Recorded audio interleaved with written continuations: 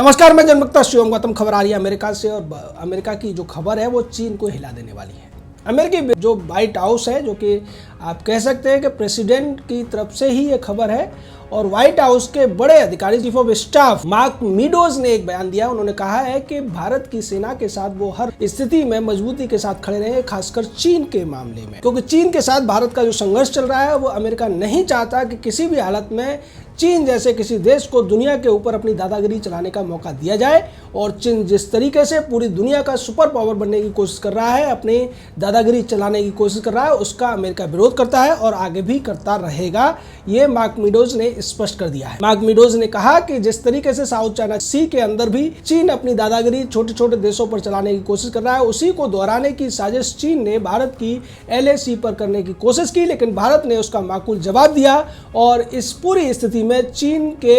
इस आक्रामक रवैये के खिलाफ अमेरिका पूरी तरीके से भारत के साथ है। ये अमेरिका भारत को पहले ही बता चुका है। तो सीधे तौर पर अमेरिका के व्हाइट हाउस की तरफ से यह कहना चीन के लिए एक बड़ा झटका है। और चीन जिस तरीके से साउथ चाइना सी में पहले अपनी दादागिरी दिखा रहा था, उसके बाद उसे लगा कि अब वो थली सीमाओं पर भी भारत जैसे बड़े और शक्तिशाली देशों के साथ इस तरीके का पंगा ले सकता है और उसके बाद आसानी से बच भी सकता है, लेकिन ऐसा हो नहीं पाएगा। चीन ने इसी तरीके से रूस के व्लादिवोस्तोक पर अपना दावा दिखाने की कोशिश की थी, हालांकि बाद में उसको सफाई देने पड़ी। और जैसे भारत के साथ उसने LAC पर दबाव बनाने की कोशिश की थी, बाद में भारत के दबाव की वजह से चीन को पीछे भी हटना पड़ा। तो यहाँ पर सीधे तौर पर चीन के खिलाफ भारत और अमेरिका की ये जो दोस्ती है वो बहुत ज्यादा मजबूत होती जा रही है। और अमेरिका ने अब खुलकर स्पष्ट तौर पर कह दिया है कि वो भारत का हर स्थिति में साथ देने के लिए तैयार है। चीन के साथ अगर कोई संघर्ष होता है, चीन के साथ भारत की कोई लड़ाई होती है, तो अमेरिका चीन को घेरने के लिए साउथ चाइना सी की तरफ से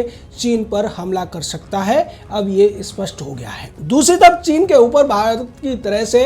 अमेरिका आर्थिक रूप से भी बड़े हमले कर रहा है, और इसका संदेश दिया है अमेरिकी विदेश मंत्री माइक पोम्पियो ने। उन्होंने स्पष्ट कर दिया है कि टिकटॉक समेत चीन के जितने भी सोशल मीडिया ऐप अमेरिका में चलते हैं उन सभी को बैन करने की तैयारी अमेरिका कर रहा है। उन्होंने आगे कहा कि हम इसका फैसला राष्ट्रपति डोनाल्ड ट्रंप के कहने पर ही लेंगे, लेकिन तैयारियां पूरी हो चुकी है। इसका संकेत मिलने के बाद चीनी कंपनियों में खलबली मच गई है। वैसे देखा जाए तो अमेरिका में चीन के इस टिकटॉक का जो नंबर आता है वो फर्स्ट 20 जो ऐप है उनमें आता है, पहले 10 ऐप में नहीं आता है, लेकिन फिर भी 4 करोड़ के करीब यूजर्स अमेरिका में इस ऐप के हैं। और उससे इस कंपनी को करीब करीब $500 अरब की रेवेन्यू प्राप्त होती है। अगर रुपए में इसकी बात की जाए तो ये करीब 3,500 करोड़ रुपए के आसपास होती है। वहीं इसी कंपनी को भारत में बैन होने के बाद में करीब करीब 47 से 48 हजार करोड़ रुपए का झटका लग चुका है, जिसको अगर डॉलर में हम बात करें तो ये 6 अरब डॉलर के आसपास बैठता है। तो इस तरीके से चीन की इन कंपनियों को भारत पहले झटका दे रहा है, उसके बाद दुनिया के तमाम देश उनको झटका दे रहे हैं। और अब ऑस्ट्रेलिया की तरफ से भी खबर है कि ऑस्ट्रेलिया में भी नागरिकों की तरफ से इन ऐप्स को बैन करने की मांग उठ रही है। और ऐसा लगता है कि ऑस्ट्रेलिया के प्रधानमंत्री स्कॉट मॉरिसन भारत की ही राह पर चलते हुए दिखाई देंगे। वैसे अगर इन ऐप्स के ऊपर बैन की बात की जाए तो बांग्लादेश और इंडोनेशिया इन पर पहले बैन लगा चुके हैं 2018 और 19 में। और खुद चीन में ये टिकटॉक नाम का जो ऐप है पूरी तरीके से बैन है। यानी चीन जिन ऐप्स की वकालत दूसरे देशों में चलाने के लिए कर रहा है, ये संदेश दिया गया था चीनी विदेश मंत्रालय की तरफ से कि भारत सरकार इस तरीके के कदम उठाकर आर्थिक रूप से जो संबंध चल रहे हैं उनको बिगाड़ने की कोशिश कर रही है। लेकिन खुद अपने यहाँ चीन टिकटॉक को अलाउ नहीं करता है। उसकी बजाय इसी कंपनी यानी व्हाइट डायंस के दूसरा जो ऐप है डोइन ऐप को लागू करती है, और उसमें तमाम रेस्ट्रिक्शंस हैं, तमाम पाबंदियां हैं। वहाँ के नागरिक किसी भी हालत में अपने देश के खिलाफ कुछ भी बात इस ऐप में नहीं कर सकते हैं, किसी भी तरीके की अफवाह फैलाने की कोशिश उस ऐप के माध्यम से नहीं कर सकते हैं। तो इन तमाम पाबंदियों के साथ वहाँ डोइन ऐप चलता है, जबकि चीन की यही कंपनी दूसरे देशों में टिकटॉक चलाती है और उसके माध्यम से तमाम तरीके की अफवाहें फैलाई जाती हैं, तमाम तरीके की ऐसी चीज़ें की जाती हैं जिसकी वजह से भारत सरकार ने इस पूरे ऐप पर और उसके साथ साथ 58 और ऐप के ऊपर पाबंदी लगाई थी। और इस पाबंदी के बाद टिकटॉक की जो मदर कंपनी है यानी कि वाइट डांस, उसके सीईओ केविन मेयर ने भारत सरकार को एक चिट्ठी लिखी और उसमें ये कहा कि हमने आज तक कभी भी चीनी सरकार को आपके जो नागरिक हैं उनका कोई डाटा शेयर नहीं किया है और न ही हम आगे इसको कर सकते हैं, इसलिए इस पाबंदी पर पुनर्विचार किया जाए। उसने ये भी कहा कि हमारा जो सर्वर था वो चीन में नहीं था, बीजिंग में नहीं था, बल्कि वो हांगकांग में था, जबकि हांगकांग चीन का ही चीन के कब्जे वाला अब एक शहर बन चुका है क्योंकि इसको ब्रिटेन से चीन ने वापस ले लिया था। तो ऐसी स्थिति में केविन मेयर की ये सफाई किसी भी हालत में स्वीकार्य नहीं है, लेकिन आप समझ सकते हैं कि केविन मेयर नाम का ये टिकटॉक कंपनी का जो मालिक है वो सफाई क्यों दे रहा है, क्योंकि भारत में 20 करोड़ से ज़्यादा इसके यूजर थे और उनसे इसको करीब करीब 47 से 48 हजार करोड़ रुपए की आमदनी होती थी। उन लोगों को भी ये समझना चाहिए था कि वो खुद को फेमस करने की बजाय खुद को लोगों के तक पहुंचाने के द्वारा किस तरीके से राष्ट्रीय सुरक्षा को खतरे में डालते थे, किस तरीके की बातें की जाती थी इन ऐप्स के माध्यम से, चाहे शाहीन बाग का मामला हो या फिर दिल्ली के दंगे हों, उनमें भी टिकटॉक के माध्यम से तमाम अफवाहें फैलाई गई, तमाम ऐसे संदेश दिए गए जिसको द्वारा हिंसाएं भड़कती हैं, देश के खिलाफ संघर्ष भड़कता है। और यही वजह थी कि गृह मंत्रालय की विशेष कमेटियों के द्वारा और तमाम खुफिया एजेंसियों के द्वारा इन ऐप्स को बैन करने की बात सरकार से कही गई थी, जिस पर सरकार ने अमल किया और टिकटॉक समेत 59 ऐप्स को बैन कर दिया गया, जिससे चीनी कंपनियों को तगड़ा झटका लगा और उसके बाद चीनी सरकार भी तिलमिलाई। चीन के विदेश मंत्रालय ने भी इस पर बयान दिए, लेकिन ये फैसला कितना सही था इसको माइक पोम्पियो ने उस समय भी सराहा था और उन्होंने तब कहा था कि भारत सरकार ने जो फैसला लिया है अपनी एकता,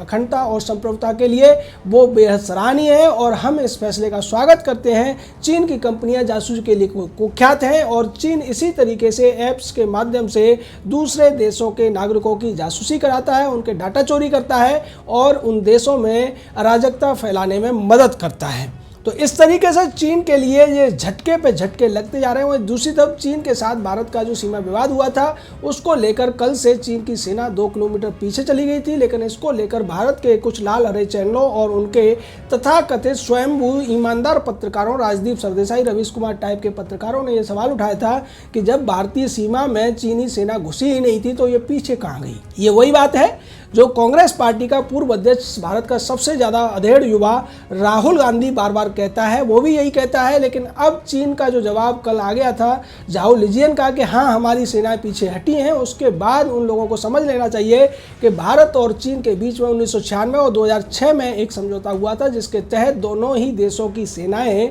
LAC के 2-2 किलोमीटर दूर रहेंगी, यानी कि LAC के आसपास 4 किलोमीटर का बफर जोन रहेगा। कोई भी सेना या सैनिक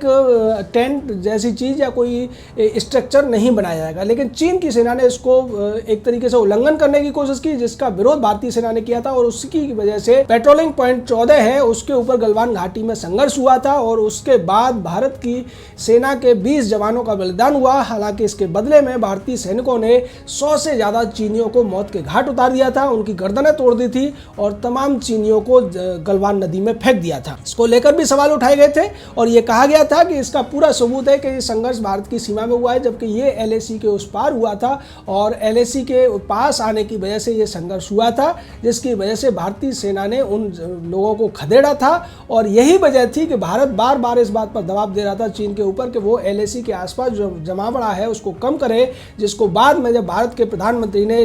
नीमू इलाके में जाकर फॉरवर्ड पोस्ट पर जाकर चीन को सीधे तौर पर धमकी दी कि अगर वो विस्तारवाद की नीतियों को नहीं रोकता है तो भारत विकासवाद के तहत चीन को जवाब देगा। और उसके बाद चीन की तरफ से बातचीत की पेशकश की गई और जब बातचीत हुई तो भारत की तरफ से NSA अजीत डोभाल ने स्पष्ट तौर पर चीनी विदेश मंत्री वांग यी को यह कह दिया कि भारत तब तक रिश्तों को सुधारने के लिए या सेना को पीछे हटाने के लिए राजी नहीं होगा जब तक चीन यथा स्थिति नहीं बनाता, यानी कि अप्रैल से पहले की जो स्थिति थी जिसमें चीन की सेना हर हालत में और हर पॉइंट्स पर 2 किलोमीटर पीछे रहेगी। इस बात को 2 घंटे चली उस मीटिंग में जो कि वीडियो कॉन्फ्रेंस के जरिए हुई थी, वांग यी को मानना पड़ा और चीनी सेना को उसने पीछे हटने का आदेश दिया। यह सीधे तौर पर चीन की एक करारी शिकस्त थी कूटनीतिक तौर पर और अंतर्राष्ट्रीय स्तर पर भी यह साफ संदेश गया था कि चीन को भी झुकाया जा सकता है। अगर आपके पास राजनीतिक नेतृत्व सख्त और ताकतवर है, मजबूत है, तो आप चीन जैसे किसी भी राष्ट्र को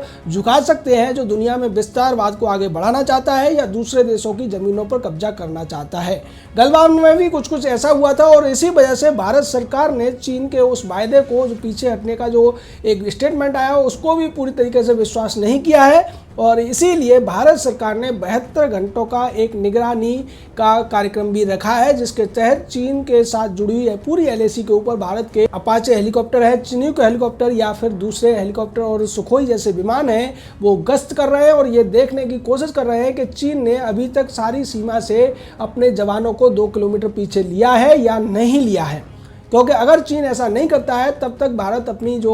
पोजीशन है उसको पीछे नहीं लेगा, क्योंकि चीन ने इस मामले में ज़्यादा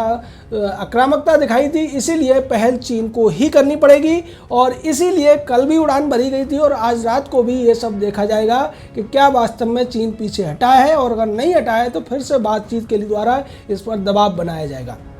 अब इसको लेकर उन लोगों को समझ लेना चाहिए जो ये सवाल उठाते हैं कि चीन कहाँ पीछे गया, कितना पीछे गया, और इसको लेकर एक अखबार की कटिंग भी डाली गई थी जिसमें कहा गया था कि 1962 में भी इसी तरीके का एक न्यूज़ आया था कि चीनी सेना 2 किलोमीटर पीछे हटी थी, लेकिन बाद में पता चला कि चीनियों ने हमारी ज़मीनों पर कब्जा कर लिया था। लेकिन इस बार वो समझ लें कि भारत सरकार इतनी ज़्यादा लापरवाह नहीं है, इतनी ज़्यादा आंखें बंद करके नहीं बैठी है। भारत सरकार की आंखें यानी कि अपाचे हेलीकॉप्टर, चिनूक हेलीकॉप्टर में बैठे हुए भारतीय सैनिक इन सारी गतिविधियों को देख रहे हैं, सुखोई विमान उसकी पहरेदारी कर रहे हैं, और अगर चीन फिर भी बाज नहीं आता है तो फिर उसके विस्तारवाद को रोकने के लिए भारत का विकासवाद और भारत की विकासवादी सेना निश्चित तौर पर तैयार है। जय हिंद, जय भारत।